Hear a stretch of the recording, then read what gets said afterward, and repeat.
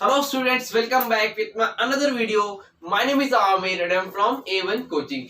तो students आज हम अपना लास्ट टॉपिक स्टार्ट करने जा रहे हैं कंज्यूमर अवेयरनेस का, और आज ही ये चैप्टर भी आपका कंप्लीट हो जाएगा और आपका पूरा सिलेबस भी कंप्लीट हो जाएगा। बस ये लास्ट टॉपिक रह गया था जो कि मुझे कंप्लीट कराना था। एक था कोपरा और एक था आरटीआई। कोपरा मींस कंज्यूमर प्रोटेक्शन एक्ट और एक है आरटीआई, राइट टू इंफॉर्मेशन। तो ये दो टॉपिक रह गए थे जो कि मैं आज की वीडियो में कवर करा दूंगा और आपका सिलेबस कंप्लीट हो जाएगा। तो चलो स्टार्ट करते हैं और देखते हैं कि कंज्यूमर प्रोटेक्शन एक्ट क्या होता है।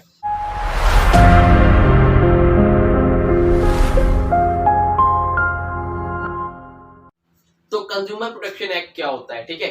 तो कंज्यूमर का मतलब तो जानते थे, हम लोगों ने देख लिया था कि कंज्यूमर अवेयरनेस क्या होता था। तो कंज्यूमर अवेयरनेस का मतलब मैंने क्या बताया था, एक तरह से लोगों को अवेयर कराना, उनको उनके राइट्स के बारे में बताना कि कोई भी उनके साथ धोखाधड़ी, एक्सप्लॉयटेशन वगैरह नहीं कर सके, चीट नहीं कर सके, ठीक है। तो ऐसा चीट ना हो, फिर से धोखा ना हो, मतलब कंज्यूमर के साथ अगर चीट हो जाती है, कंज्यूमर के साथ कोई धोखाधड़ी कर देता है, कंज्यूमर के साथ एक्सप्लॉयटेशन हो जाता है, तब कंज्यूमर क्या कर सकता है। कंज्यूमर के साथ टाइम टू टाइम बहुत ज्यादा चीटिंग हो रही थी, लोग उनके साथ एक्सप्लॉयटेशन कर रहे थे, बट कंज्यूमर के पास कुछ था नहीं। तो तब जो है गवर्नमेंट ने क्या किया, एक एक्ट लाया। क्या लाया? एक एक्ट लाया जिसको हम लोग बोलते हैं कंज्यूमर प्रोटेक्शन एक्ट। क्या बोलते हैं? Consumer protection act. ताकि उसमें कंज्यूमर के राइट्स के बारे में बताया गया था कि अगर उनके साथ चीट होती है, राइट टू सेफ्टी, जो 5 राइट बताया था, right to consumer, sorry, right to safety, right to be heard, ये सारे राइट्स थे ना। तो उन सारे राइट्स के बारे में इसी में इंक्लूडेड है कि अगर इसमें से किसी भी तरह की आपके साथ एक्सप्लॉयटेशन होता है तो आप इस एक्ट के तहत आप क्या कर सकते हो, एक्शन ले सकते हो। क्या कर सकते हो? एक्शन ले सकते हो, उनके खिलाफ कंप्लेन कर सकते हो। और कहां जा सकते हो? कंज्यूमर कोर्ट में। कंज्यूमर कोर्ट में मैंने बताया था 3 तरह के कंज्यूमर कोर्ट होते हैं। एक होता है नेशनल लेवल पे, ठीक है, एक होता है स्टेट लेवल पे, और एक लास्ट होता है हमारा डिस्ट्रिक्ट लेवल पे, ठीक है। तो अलग अलग लेवल पे होता है। अगर डिस्ट्रिक्ट लेवल पे आपका काम नहीं बन रहा तो स्टेट लेवल पे जाओ, स्टेट लेवल पे नहीं बन रहा तो नेशनल लेवल पे जाओ। तो ये आपके लिए बनाया गया है क्योंकि आप कोर्ट जाओगे तो वहां पे आपको बहुत टाइम लग जाएगा। तो इसलिए आपके लिए कंज्यूमर कोर्ट अलग से बनाया गया है जिसमें आप जाके क्या कर सकते हो, अपनी कंप्लेन कर सकते हो और आपके साथ जो धोखाधड़ी हुई है उसके लिए जो आपका कंपनसेशन होगा वो आपको दिया जाएगा। तो यही एक्ट ये बोलता है, ठीक है। तो ये देखिए एक्ट कब आया, ये सारी चीजें देख लो, थोड़ा सा लिखा है, बस यही मीनिंग में यही एग्जैक्ट लिख के चले आना, पूरा फुल मार्क्स मिल जाएंगे। 2 नंबर में आएगा, फ्यूचर्स पूछेगा तो जो फ्यूचर्स मैंने बताया वो लिख देना, ठीक है। चलो देखते क्या लिखा है। The act was pass bye the government, ठीक है। ये एक्ट का पास किया, गवर्नमेंट के द्वारा पास किया गया। कब किया गया? इन 1986 for the protection of the consumer rights, ठीक है, विच इज नोन एज कोपरा। पहले एक चीज देखो ध्यान से, कब किया गया? पास 1986 में। याद रखना पास कब किया गया, लाया कब नहीं किया, पास कब किया गया? 1986 में। तो एमसीक्यू में ये क्वेश्चन बनेगा, ध्यान से देखना। तो कंज्यूमर प्रोटेक्शन एक्ट गवर्नमेंट के द्वारा, गवर्नमेंट के जरिए से पास कब किया गया? 1986 में, ठीक। क्यों किया गया? For the protection of the consumer rights, consumer के राइट्स को प्रोटेक्शन करने के लिए।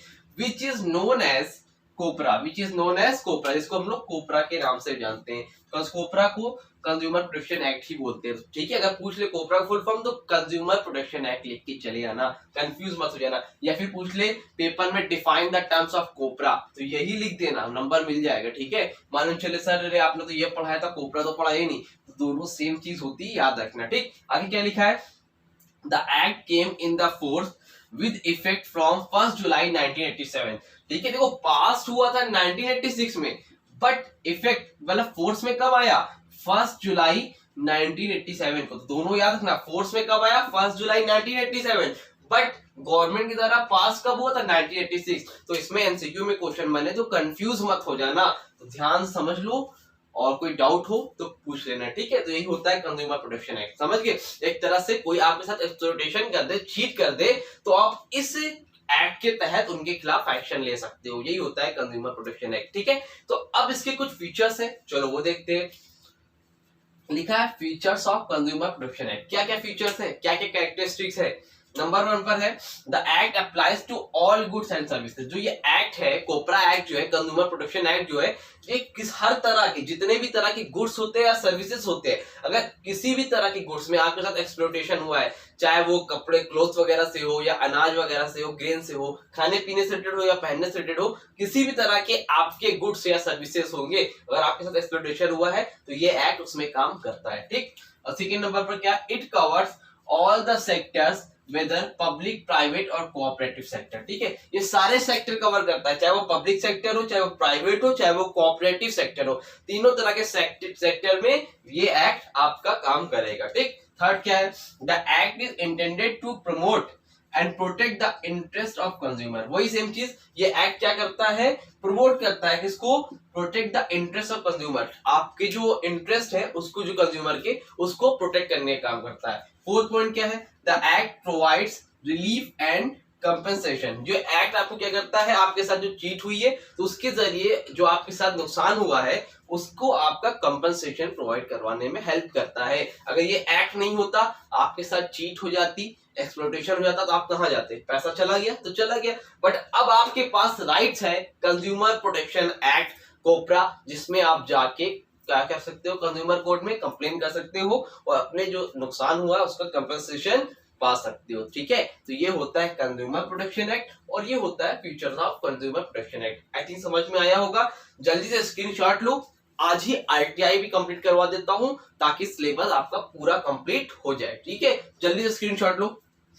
ठीक है, तो अब देखते हैं आरटीआई। ठीक है, आरटीआई का फुल फॉर्म क्या होता है, पहले याद रख लो, राइट टू इंफॉर्मेशन। आरटीआई का फुल फॉर्म होता है राइट टू इंफॉर्मेशन। ठीक है, तो ये एक एक्ट और था जिसको हम लोग बोलते हैं आरटीआई एक्ट या फिर राइट टू इंफॉर्मेशन एक्ट। ठीक है, इतना याद रखना, एमसीक्यू में पूछ सकता है आरटीआई का फुल फॉर्म बताओ। आरटीआई स्टैंड फॉर, याद रखना, RTI stand for right to information. Clear, तो एमसीक्यू में भी क्वेश्चन बन सकता है या फिर आपके बहुत इंपॉर्टेंट क्वेश्चन है आरटीआई और कोपरा, मतलब कोपरा या आरटीआई में से एक क्वेश्चन 110% आएगा। ठीक है, तो 100% आएगा तो अच्छे से समझ लो। ठीक, तो अब क्या बोलता है आरटीआई क्या होता है, इतना पहले समझो। आरटीआई राइट टू इंफॉर्मेशन का मतलब है कि एक एक्ट 2005 में ऐसा पास हुआ, ठीक है, जिसमें ये हमें राइट्स मिला कंज्यूमर को या फिर जो हम लोग हैं पब्लिक को, एक ऐसा राइट्स मिला कि वो गवर्नमेंट से इंफॉर्मेशन ले सकती है, गवर्नमेंट से पूछ सकती है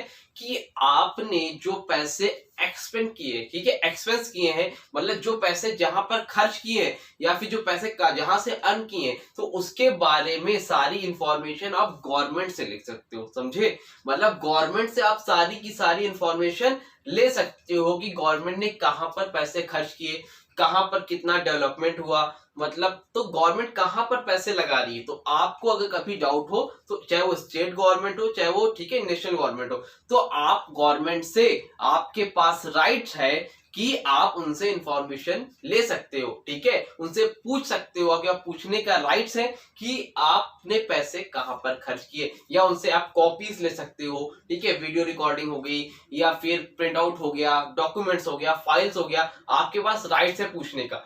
और 30 डेज के अंदर, कितने दिन के अंदर, 30 डेज के अंदर गवर्नमेंट को रिप्लाई देना होगा, ये कंपलसरी है, वो गवर्नमेंट आपको रिप्लाई देगी। ठीक है, तो ये होता है आरटीआई, क्या बोलते हैं इसको, राइट टू इंफॉर्मेशन एक्ट। ठीक है, देखो क्या लिखा है, information is power and hence right to information. ठीक है, information is power and hence right to information has to be ensured by the government. तो आपके पास पावर है कि आप गवर्नमेंट से क्या कर सकते हो, इंश्योर कर सकते हो, पूछ सकते हो। ठीक है, तो the right to information act was passed on June 15, 2005। ये एक्ट कब पास हुआ था, ऑन जून 15, 2005 में पास हुआ था। फिर याद रखना, पास कब हुआ था, 15 जून 2005 में, और फोर्स में कब आया, which came into force on October 13 October 2005 में। ठीक है, फिर देखो पास कब हुआ, 15 जून को, और फोर्स में कब आया, 13 अक्टूबर को। तो ये दोनों डेट याद रखना, अगर एमसीक्यू में पास पूछे तो ये लिखना, फोर्स पूछे तो ये लिखना। क्लियर, उसके बाद लिखा है the RTI act give citizen of India. देखो ये पॉइंट याद रखना, यही लिख के आना अच्छे से, the RTI act give citizen of India, India के सिटीजन को क्या देता है, access to records of the central and state government, ठीक है। तो आपको एक्सेस है, राइट्स है कि जो गवर्नमेंट के सेंट्रल गवर्नमेंट चाहे स्टेट गवर्नमेंट जो उनके रिकॉर्ड्स है उसके बारे में आप एक्सेस कर सकते हो, पूछ सकते हो भाई ये पैसे कहाँ खर्च कर रहे हो, ठीक है। तो ये आपको पता था कि आपके पास भी राइट्स है कि योगी जी से, मोदी जी से पूछो कि भाई पैसे कहाँ खर्च हो रहे हैं, ठीक है। पूछने मत चले जाना, ठीक है। तो खैर, तो कहने का मतलब ये है कि आपके पास राइट्स है और आप पूछ सकते हो, ठीक। उसके बाद क्या है, features of RTI. Features of RTI, तो क्या क्या फीचर्स है आरटीआई के, ठीक है। तो नंबर 1 पर है रिक्वेस्ट फॉर इंफॉर्मेशन, जो भी आपको इंफॉर्मेशन चाहिए उसके लिए आप रिक्वेस्ट कर सकते हो, सिंपल। नंबर 2 क्या है, टेक कॉपीज ऑफ डॉक्यूमेंट्स, तो जो भी आप डॉक्यूमेंट जो इन्फॉर्मेशन ले रहे हो उसकी आप कॉपीज ले सकते हो डॉक्यूमेंट्स की, ठीक है। फोटोकॉपी वगैरह आप ले सकते हो, मांग सकते हो। थर्ड क्या है, inspection of documents, records and work, जो भी गवर्नमेंट के रिकॉर्ड्स या वर्क है उसके बारे में आप इंस्पेक्ट कर सकते हो, इंस्पेक्शन कर सकते हो।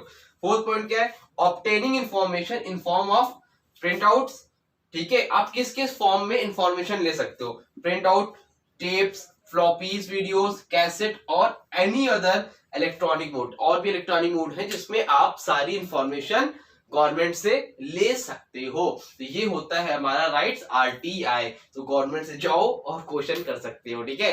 तो ये सारी चीजें होती है। इसके अलावा मैंने सारे चैप्टर, सारे टॉपिक्स कवर करा दिए हैं। इसके बाद एक छोटा सा टॉपिक है टेक्निकल मेजर, गवर्नमेंट ने क्या क्या मेजर लिए उसमें भी एक पॉइंट आ रहा है, तो उसमें इको मार्क, आईएसआई मार्क, ये सारी चीजें होती, तो मुश्किल से आधे पेज का है। मैं उम्मीद करता हूँ आप देख लोगे, अगर उसमें भी डाउट होगा तो बताना, मैं वीडियो बना दूंगा। लेकिन मुझे ऐसा लगा नहीं कि आपको मार्क के बारे में बताया जाए, आईएसआई मार्क्स क्या होता है, आप देखोगे आपको खुद समझ में आ जाएगा। नहीं समझ में आएगा तो कमेंट सेक्शन में कमेंट करके बता देना, मैं उसको पढ़ा दूंगा। बाकी आपका पूरा सिलेबस कंप्लीट हो गया है। मैं उम्मीद करता हूँ कि आपको सब कुछ अच्छे से समझ में आ गया है। किसी को कोई भी डाउट हो कमेंट सेक्शन में कमेंट करे या फिर इंस्टाग्राम पे कॉन्टेक्ट करके मुझसे पूछ सकते हैं। अब आपके लिए बहुत ही जल्द जो है मैं एमसीक्यू सीरीज लाऊंगा, मैं भी कल से ही लाना स्टार्ट कर दूंगा और आपकी प्रैक्टिस करवा दूंगा। फिलहाल आप इंग्लिश की प्रैक्टिस करना कर दो स्टार्ट, सब जो गैप रहेगा 10 डेज का, तो उसमें हम लोग बेहतरीन से बेहतरीन तरीके से कॉमर्स और इकोनॉमिक्स की प्रैक्टिस करेंगे, ठीक है। तो चलो मिलेंगे अपनी नेक्स्ट वीडियो में। Wish you all the best for your exam and thank you so much.